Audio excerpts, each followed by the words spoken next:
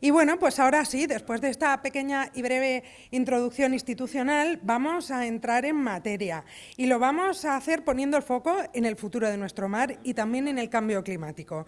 Para ello voy a pedir a Purificación Canals, a Silvia Frías y a Ana de Santos que me acompañen en el escenario. Están ya por aquí. Un fuerte aplauso para ellas, por favor. Bueno, parece que están con los micros, pero mientras salen os voy contando que Purificación Casals es coordinadora del Global Network of MPA Manager Networks de Ocean Foundation.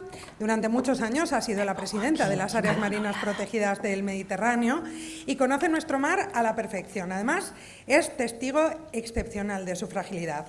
Por su parte, Silvia Frías es investigadora de cambio climático en Eurecat, desde donde también trabaja en la restauración de ecosistemas costeros y en la mitigación y adaptación al cambio climático. Esta mesa redonda, además, va a estar moderada por la periodista, escritora y ecoinfluencer Ana de Santos. Muchísimas gracias a las tres por estar aquí y ahora sí, un fuerte aplauso para ellas, que las tenemos por aquí y con nosotras. Muy buenas tardes, muchas gracias Inma, muchas gracias a Foro Marino de Ibiza por acogernos en esta sexta edición, muchas gracias al equipo promotor. El año pasado estaba en Valencia con Silvia Erl cuando me dijo, me tengo que ir corriendo que voy al Foro Marino de Ibiza, vente. Y dije, pues vale, me apunto, el año que viene me encantaría poder estar. Y además este año he podido estar reforestando Posidonia con Manu San Félix también, que es parte del equipo promotor. Y me hace mucha ilusión estar aquí en esta sexta edición con dos grandes mujeres y además una mesa que habla de algo tan importante como es el futuro. Ya os ha presentado Inma, tanto a Silvia como a Puri. Cada una tiene un proyecto muy especial. Para mí ambos son fundamentales.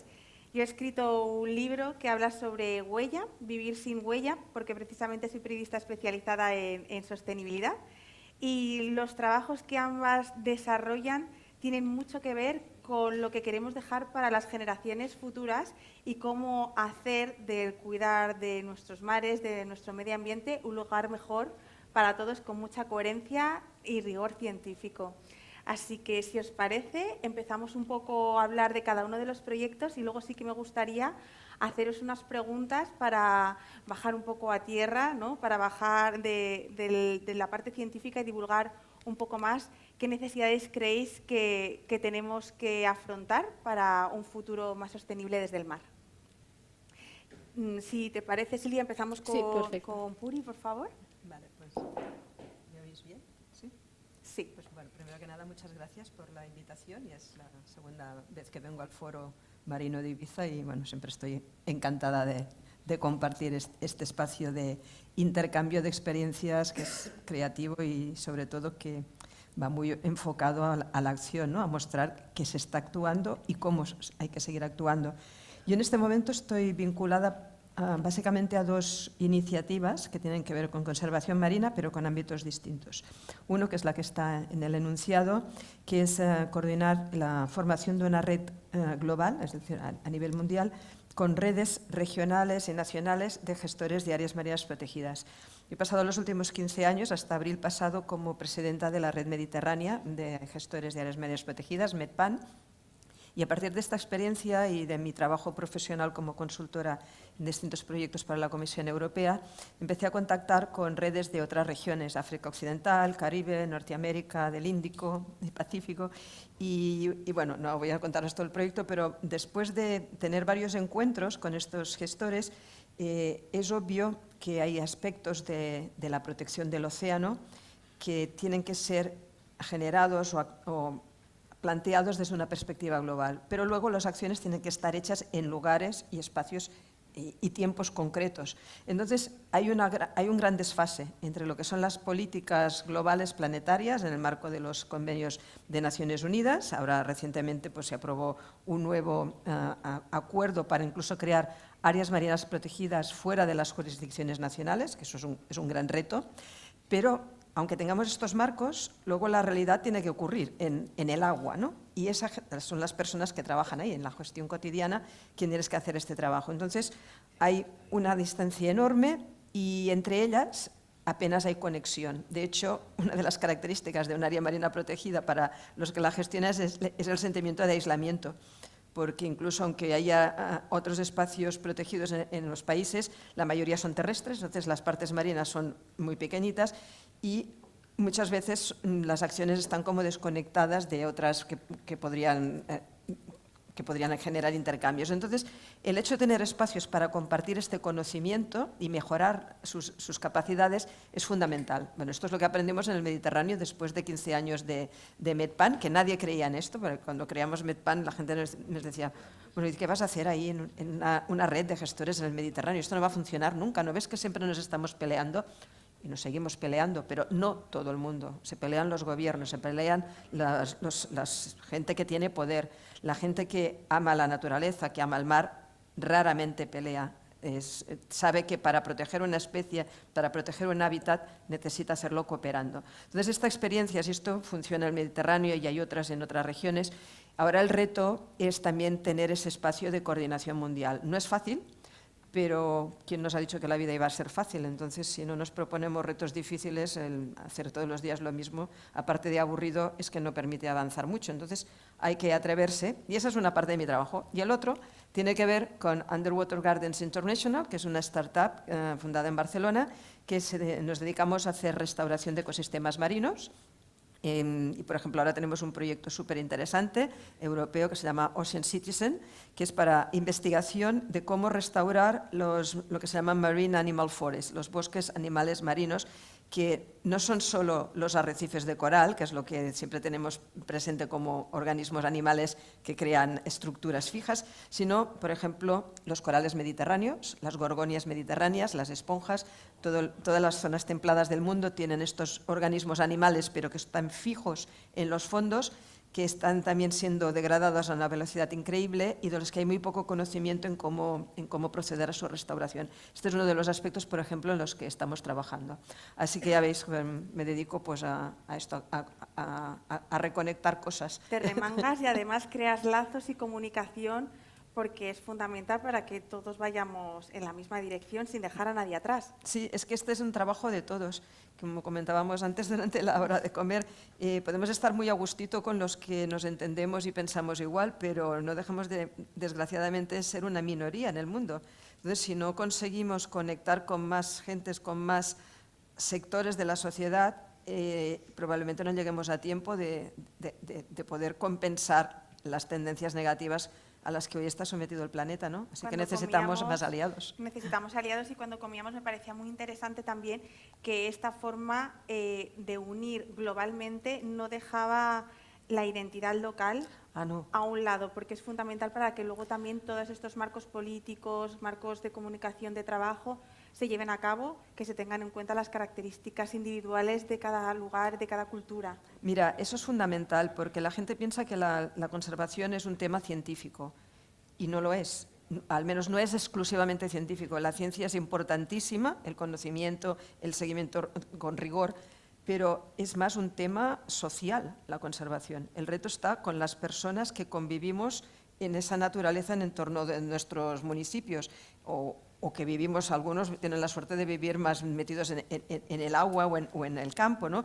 Pero el reto es social, no es de un área de conocimiento. Necesitamos a toda la sociedad contribuyendo a esos objetivos, porque es que es la única manera que podremos seguir teniendo sociedades sanas, si tenemos entornos sanos. Personas y planeta, al final vamos de la mano. Y por su lado, Silvia Frías está especializada también en cómo afecta el cambio climático a todos nuestros ecosistemas marinos. Cuéntanos un poco qué proyecto estás realizando.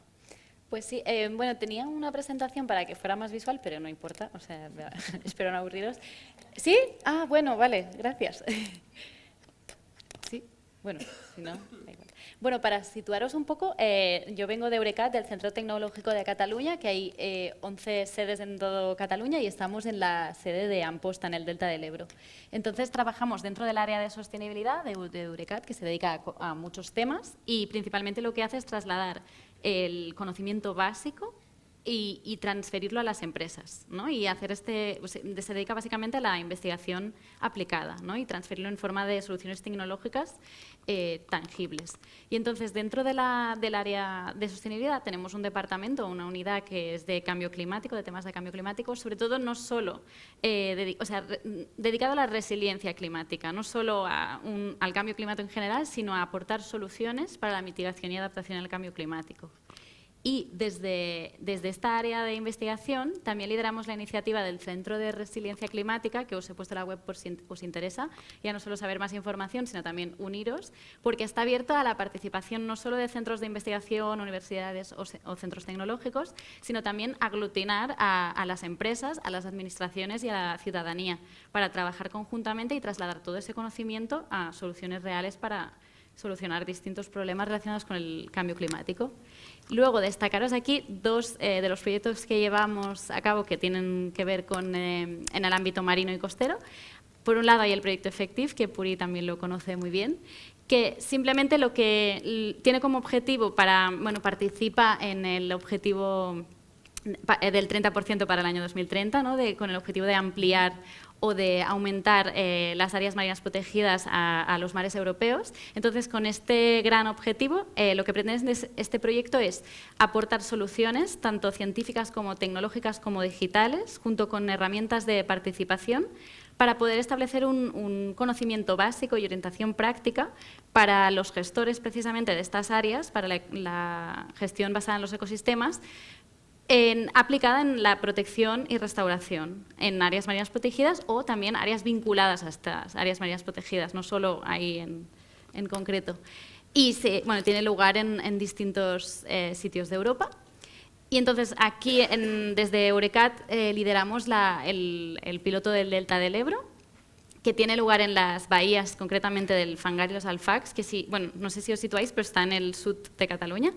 Y es una zona única a nivel de biodiversidad y de ecosistemas y de especies, pero a la vez también es muy vulnerable a los efectos del cambio climático y conviven muchas actividades económicas y humanas, y entonces hay mucha presión en ese sentido. Y a veces solo pensamos en los efectos o los impactos que causamos directamente al mar desde el mar, pero aquí, por ejemplo, abordamos uno de los impactos que tenemos desde tierra, que es la agricultura del arroz, que ocupa muchas hectáreas en el delta del Ebro, y para que esa actividad pueda seguir llevándose a cabo y conviva con las otras actividades, planteamos aquí soluciones para estas aguas que se canalizan a través de los canales de desguace desde los campos de arroz directamente al mar, pues generan una serie de problemas, tienen una serie de aportes, tanto de nutrientes, de materia orgánica, como de contaminantes químicos, que se van quedando en el sedimento y en las aguas y hay que gestionarlo de alguna manera y aportar soluciones, porque no puede ser que se vaya acumulando, ¿no? Y entonces proponemos a través de este proyecto la creación de un filtro verde a través de fangos que retiraremos de una zona determinada, porque esto es un proyecto piloto para ver si funciona, y la idea es retirar esos fangos de una zona degradada donde se han acumulado y ponerlos en otra área para crear este filtro verde y que el agua no vaya directamente al mar, sino que pase por este filtro verde y mejorar la calidad del agua. Y junto a esta acción también estamos probando un sistema piloto de oxigenación del mar, del agua del mar, para aumentar el oxígeno disuelto a través de nanoburbujas. Es una prueba experimental, una prueba piloto, a ver si funciona. Estamos trabajando juntamente con el sector acuícola para intentar reducir la mortalidad, sobre todo no solo de los mejillones, sino de la cría de los mejillones, que lo pasan muy mal durante el verano, sobre todo por el aumento de las temperaturas en el agua, que es algo más difícil encontrar una solución, pero también hay eventos de hipoxia que también perjudican al crecimiento y a la supervivencia de estas larvas, y es donde estamos incidiendo. Y luego hay otro proyecto muy interesante, que es el proyecto RESCOAST, que también es un proyecto europeo, que el objetivo principal es la restauración a gran escala. Demostrar que esta restauración no solo local o regional, sino a gran escala, trasladada que sea replicable y a gran escala, es vital para la adaptación al cambio climático y para evitar o intentar disminuir los riesgos a los que están sometidos los ecosistemas costeros. y también para mejorar la biodiversidad y la provisión de servicios ecosistémicos. Y entonces, aquí hay algunos de los objetivos del proyecto y sobre todo destacar, no solo en el proyecto se trabaja en son 38 socios en 11 países distintos con distintos pilotos y hay muchas acciones y muchas propuestas técnicas de restauración a nivel local. Pero lo que se pretende, por un lado, es mejorar estas técnicas y estas prácticas de restauración costera, pero sobre todo con el objetivo de hacerlas replicables a otros sitios y escalables, es decir, que no queden pequeñas acciones, sino que eso se pueda trasladar a otros sitios para solucionar problemas similares. Y luego también generar herramientas para poder evaluar la reducción de estos riesgos de los que os hablaba, que están sometidos los ecosistemas costeros, como podría ser el riesgo de inundación o de erosión, y también de herramientas no solo a nivel técnico, sino también de gobernanza y de financiamiento, de financiación. Porque es muy importante que estos proyectos, cuando acaban, y cuando acaba la financiación por parte de la Comisión Europea, tenemos que asegurar una viabilidad, que eso se siga trabajando y no solo se quede ahí a la finalización del proyecto se acabe. Y que además sea viable económicamente y a nivel de establecer un marco de gobernanza para facilitar que esas acciones tengan lugar. Y después también uno de los objetivos, como os decía, es favorecer la transferencia. Entonces, desde el Delta del Ebro, desde Eurecat, estamos liderando distintas acciones de restauración a nivel local con la idea de que sean replicables y escalables y, por ejemplo, aquí son algunos ejemplos que no solo es una restauración, muchas veces no es algo complicado que tengas que hacer una acción muy a gran escala o muy complicado a nivel técnico, porque, por ejemplo, lo que hemos hecho aquí no tiene una complicación más que retirar o eliminar un dique artificial que había que separaba la conectividad entre una laguna costera y la playa y el mar. Esto había roto la dinámica litoral y el gradiente de salinidad y se había cargado parte del hábitat y de la biodiversidad. Y entonces, simplemente, que es algo como low cost relativamente, hemos eliminado este dique y y entonces ahora miraremos cómo se recupera esta dinámica litoral y la conexión entre los dos ámbitos. Entonces, estamos haciendo, estos son fotos de lo que estamos haciendo en el día a día. Por un lado, estamos midiendo los gases de efecto invernadero, de metano y de CO2 de distintos hábitos alrededor de la laguna, y también estamos haciendo seguimiento de la calidad del agua, cómo va cambiando. Esto lo hemos hecho previamente a la restauración y ahora posterior a ver qué pasa. Luego también tenemos un experimento que acaba de empezar, es la tesis doctoral de una compañera del grupo, que es un experimento de calentamiento en marismas en distintos hábitos, en Juncus, Phragmites y Salicornia. Y entonces hemos instalado unas cámaras climáticas abiertas por arriba que simulan el aumento de la temperatura y futuros escenarios climáticos y qué va a pasar en estos hábitats, ¿no? Y entonces hemos instalado ahora recientemente unos sensores para monitorizar en tiempo real pues distintas variables, y además también vamos ahí a medir el flujo de carbono del intercambio de gases. Y luego también esta acción de restauración ha sido acompañada ha sido liderada por la Universidad Politécnica de Cataluña y también por el Ministerio de Costas. Entonces, consiste en la creación de dunas artificiales y diques de arena para mejorar la disipación de la energía y del oleaje, disminuir la erosión y mantener la arena más tiempo en la playa. Esto es verdad que es una solución que está funcionando muy bien, pero no deja de ser una solución a corto plazo o medio plazo. El tiempo es fundamental cuando tomamos medidas, ya sean de conservación y de restauración, que hemos estado hablando de todo esto, porque, claro, muchos ciudadanos, que estamos hablando también de la importancia de los ciudadanos a la hora de mirar hacia el futuro de nuestro mar, del Mare Nostrum, del Mediterráneo, pensamos, es que en todas y cada una de estas actuaciones hay un impacto. ¿Cómo saber si es mejor dejar a la naturaleza que siga su camino, si necesitamos reforestar, si necesitamos restaurar, si necesitamos... ¿Cómo saber y medir el impacto queriendo ayudar? Y para todo esto hace falta mucha coherencia, y también nos decía Puri antes la importancia de los tiempos, de cómo hay que pensar no en un corto plazo, sino en que esto se mantenga en el futuro, sobre todo pensando que, voy a hacer algo, pero estoy impactando, estoy contaminando a la hora de hacerlo. Bueno, es que en realidad el primer reto es no tener una imagen fija, estática de la naturaleza. La naturaleza es dinámica, continuamente está en cambio. Entonces es importante entender los procesos subyacentes a lo que tú estás viendo todos esos niveles. Para esto se requiere mucho conocimiento científico, también tradicional, en ecosistemas que han sido tradicionalmente gestionados. Por ejemplo, todas las zonas húmedas del Mediterráneo llevan siglos de intervención humana, ¿no? Sí. Este conocimiento es importantísimo, no se puede ignorar. Pero, sobre todo, es también un factor importantísimo que es la paciencia, ¿vale? Algo que llevamos 50 años destruyendo o quizá no 50, pero que ha sido eliminado completamente, no puedes esperar que de hoy para mañana se recupere, ¿no? Por ejemplo, la pradera de Posidonia que hay aquí entre Formentera y Ibiza, pues es uno de los organismos vivos más antiguos del planeta, ¿vale? Si la eliminamos, sí que podemos plantar Posidonia. Hay buenos ejemplos de recuperación, pero no esperes que algo que lleva millones de años tú lo vayas a restaurar en 2, 5, 10, 20 años. Puedes empezar a recuperarla, pero hay cosas que requieren, para tener un nivel de estabilidad y de resiliencia óptimos, requieren tiempo. Y que puede que incluso al inicio, y ese es un tema que está en constante investigación, por eso los proyectos que trabajan en restauración son muy importantes. Primero, porque estamos en la década de la restauración.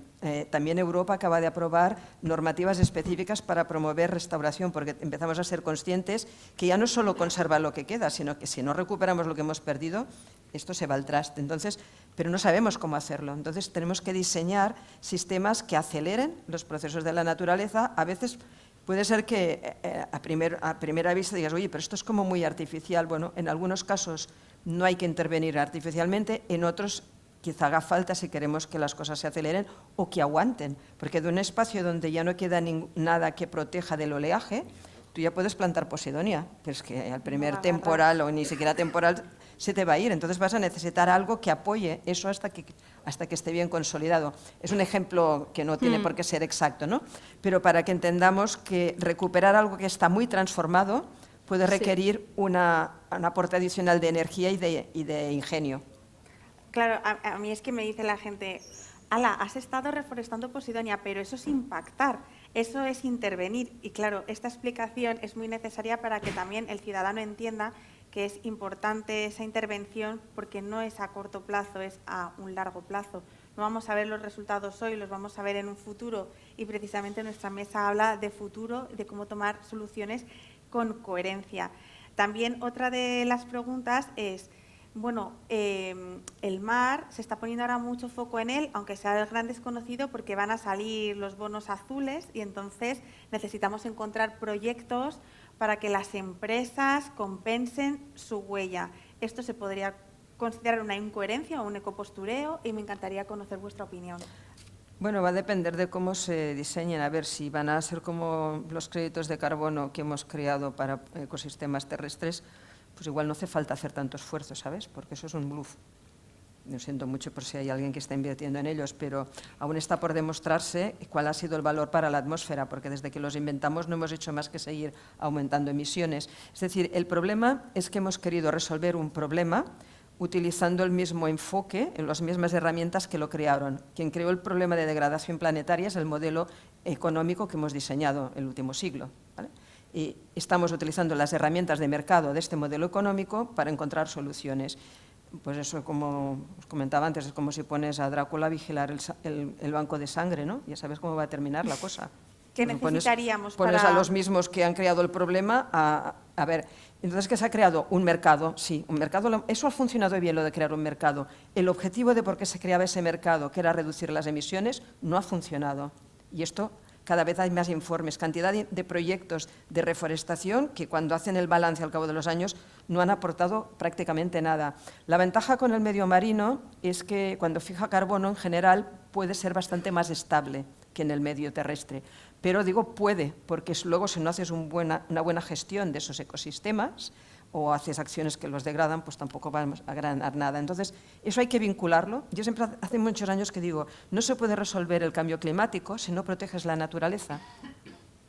No hay solución si no protegemos la naturaleza. Todos estos inventos de capturar carbono por sumideros artificiales pues eran muy interesantes para mover dinero y la imaginación de unos cuantos individuos, pero lo que es importante es que el planeta siga siendo capaz de regular el clima haciendo lo que ha hecho toda la vida, que empieza con una cosa que consiste en captar carbono y se llama fotosíntesis, que lo inventaron las plantas o las bacterias cianófitas hace miles de millones de años. No necesitamos reinventar nada, necesitamos aprovechar el potencial de la naturaleza, dejarla que funcione cuando está sana y ayudarla a sanar cuando la hemos agredido.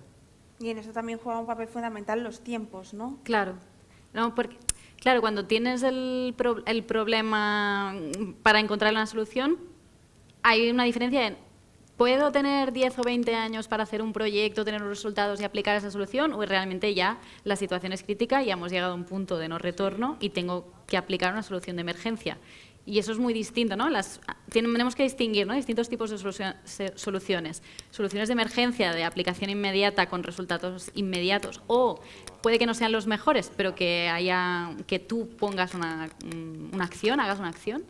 Y luego soluciones a largo plazo, que como decíamos, pues plantar posidonia lo haces ahora para un futuro, para de aquí miles de años, ¿no?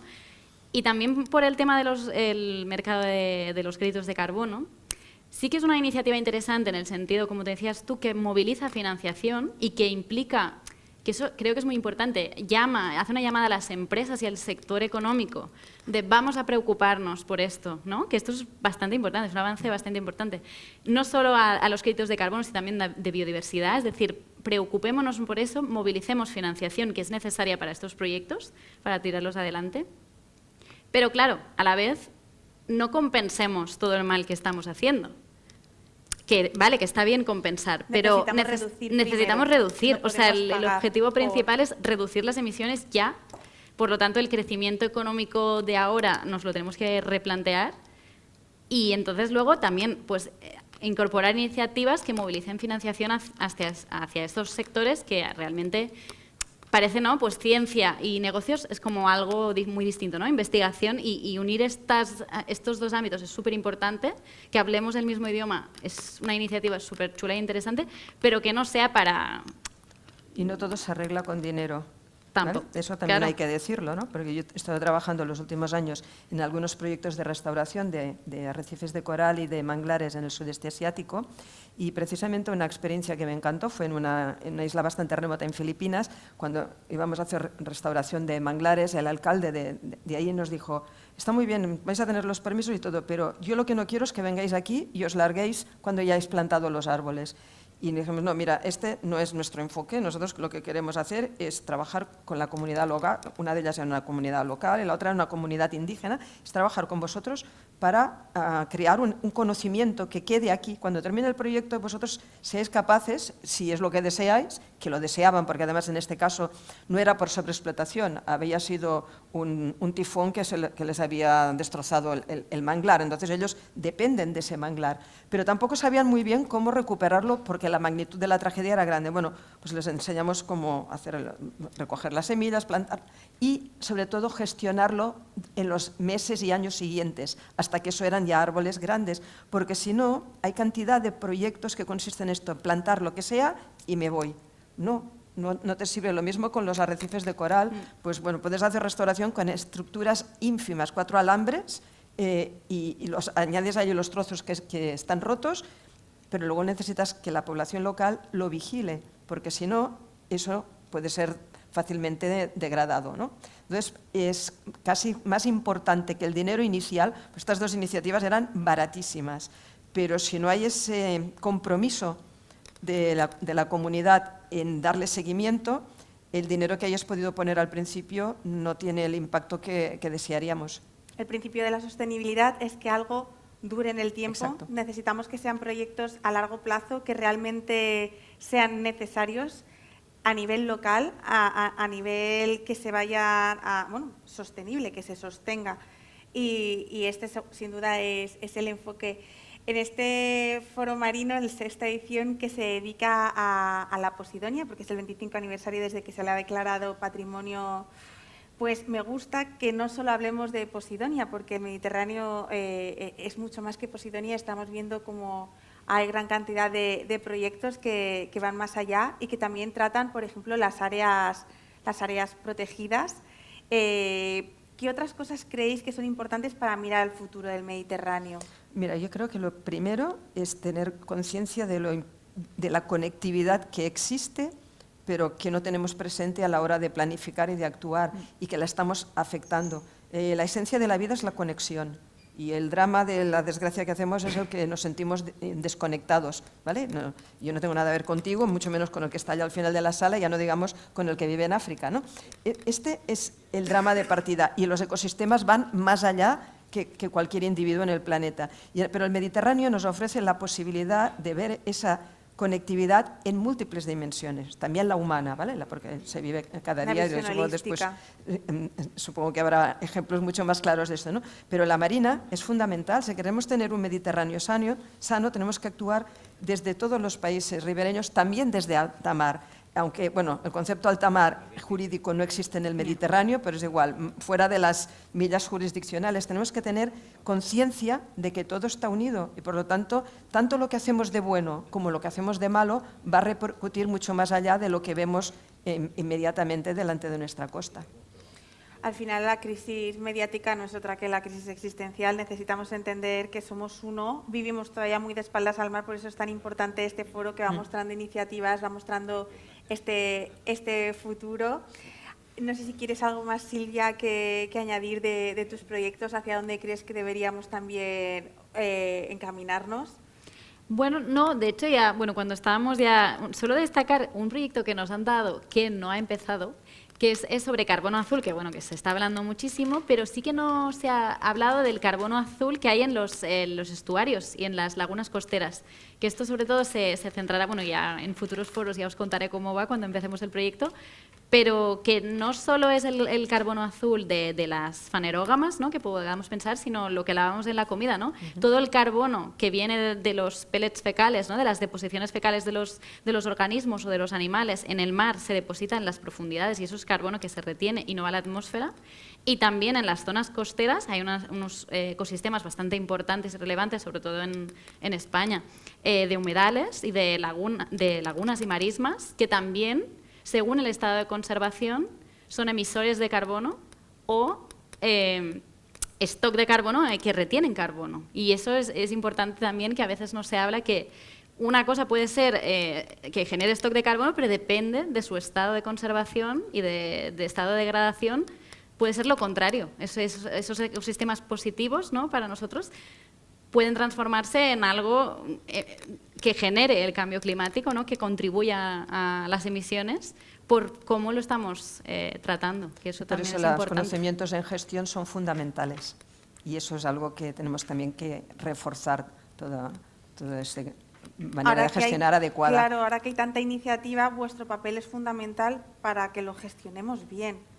Y luego que los del sector económico tienen que aprender a tener paciencia, ¿vale? Que eso es una palabra que no existe mucho en el mundo de los negocios, pero cuando estás hablando de sistemas ecológicos no puedes esperar la productividad inmediata como si estás vendiendo carbón.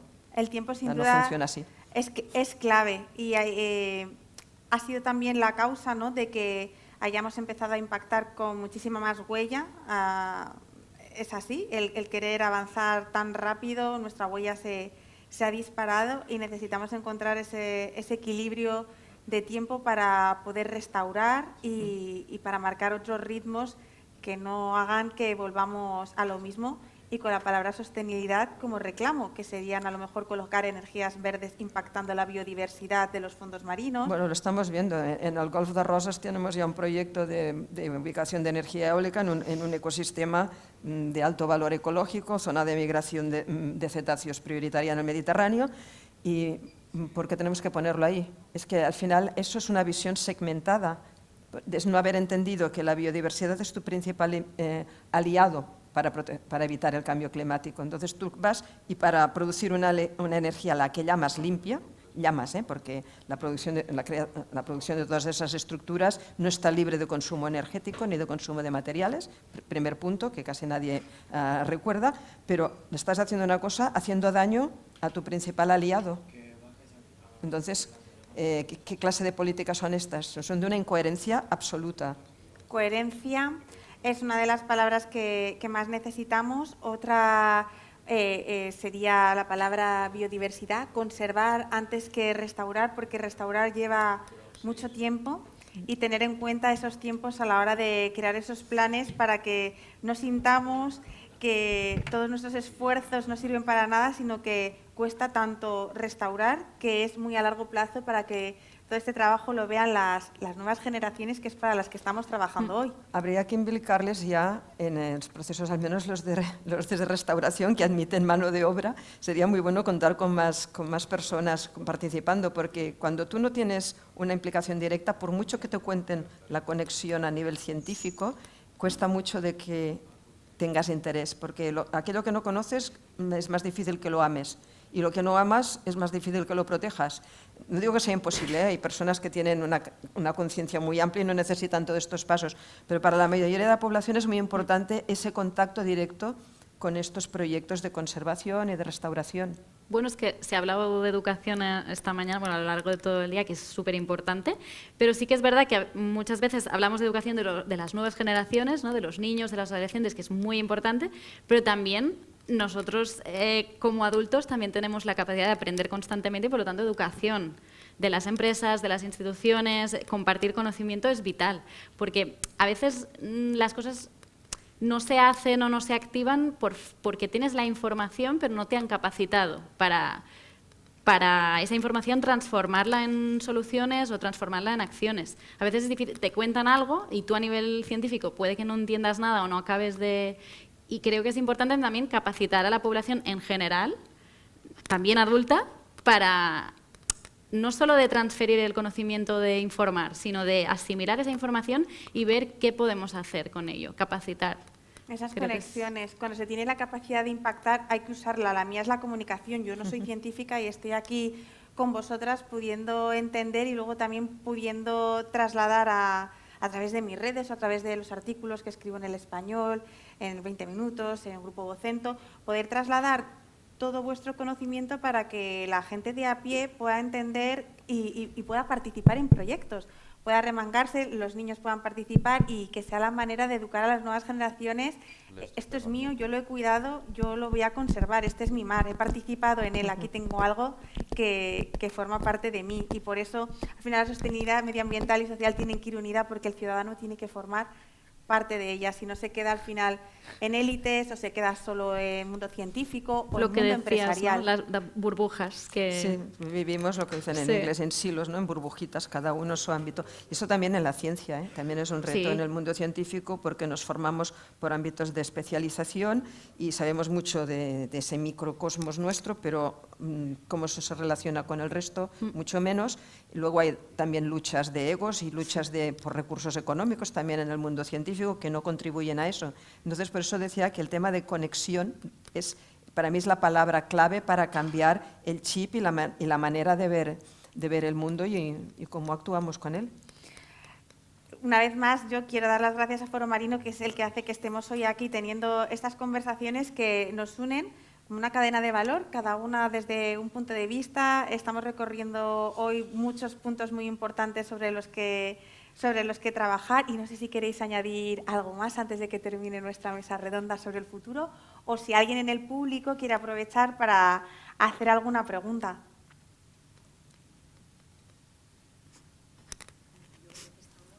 Sí.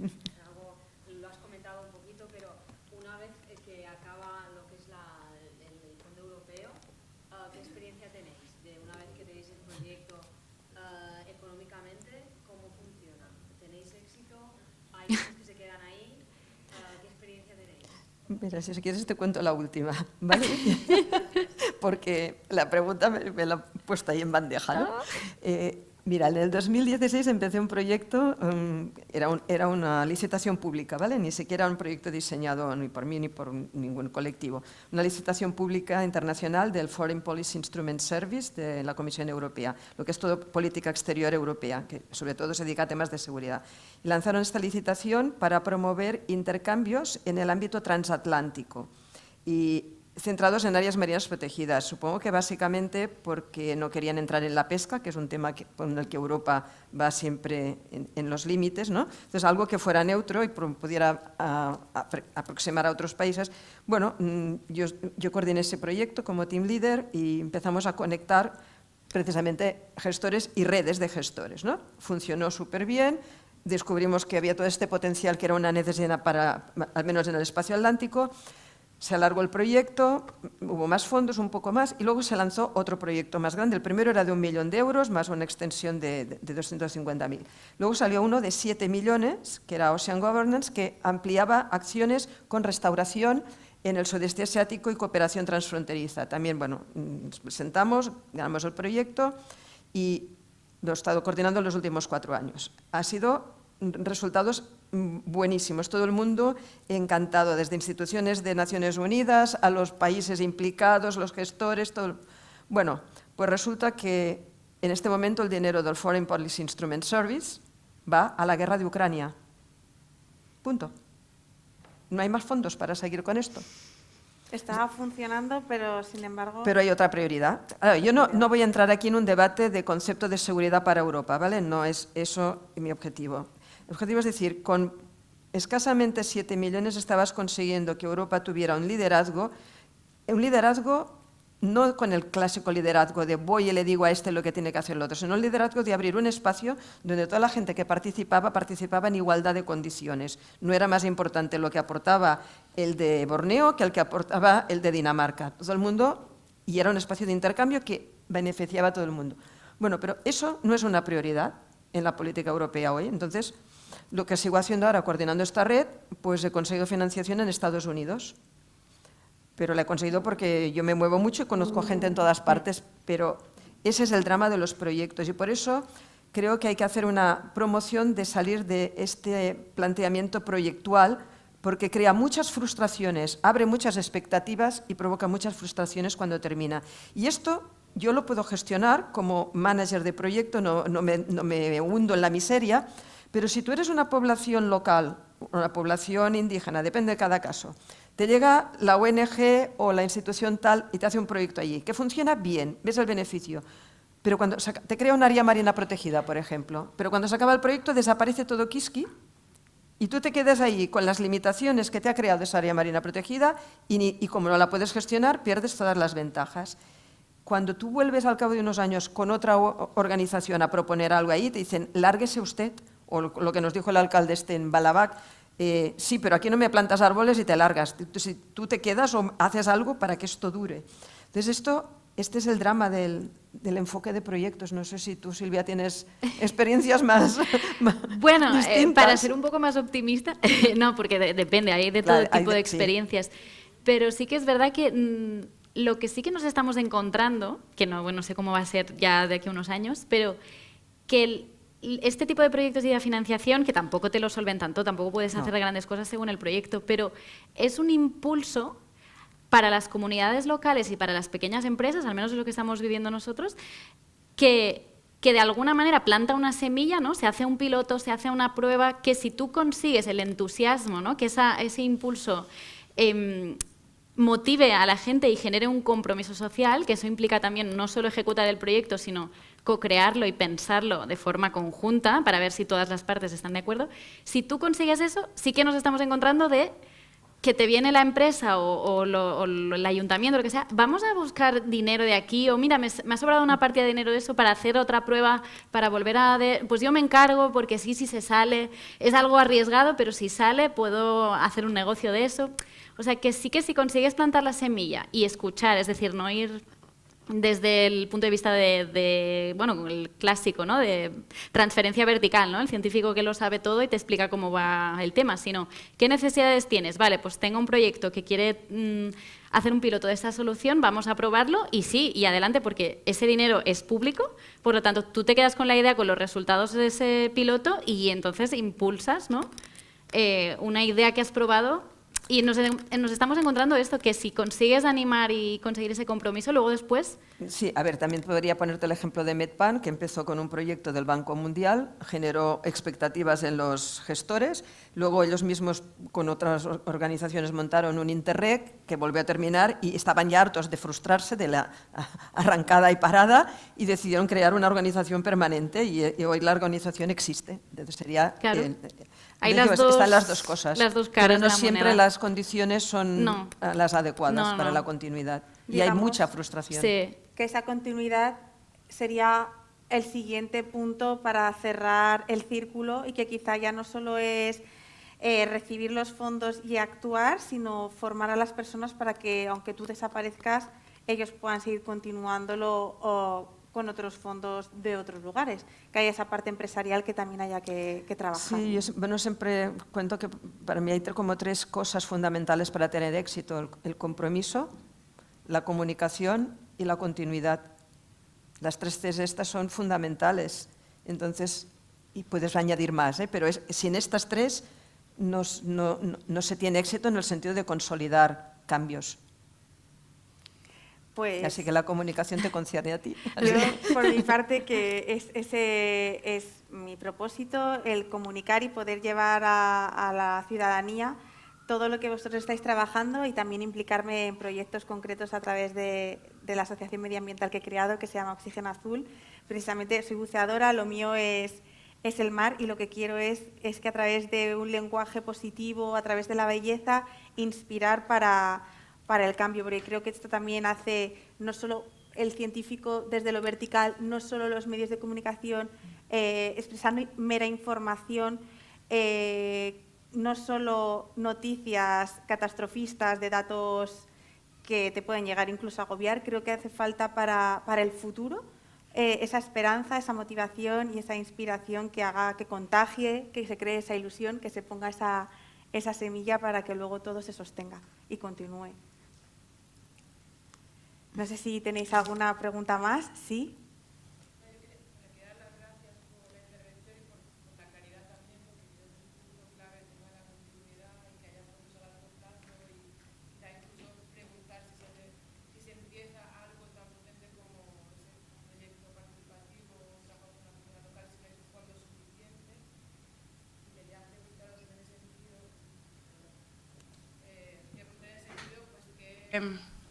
¿Qué os parecía los objetivos del 30-30 y del 10-30 en relación a esa continuidad y en relación a ese trabajo con las comunidades, ya que esas áreas mayas protegidas sean eficientes a largo plazo, como lo estabais trabajando, ¿no? Un poco en el marco de la mesa del futuro del Mediterráneo? ¿Cómo ligabais un poco lo que estabais hablando ahora con esos objetivos del 30-30, del 10-30 y del papel de ese trabajo de gobernanza, ¿no? Que comentabas, Purificación, sobre esa continuidad que me parecía interesante? A ver, el 30-30, a ver, todos estos objetivos numéricos hay que saberlos contextualizar.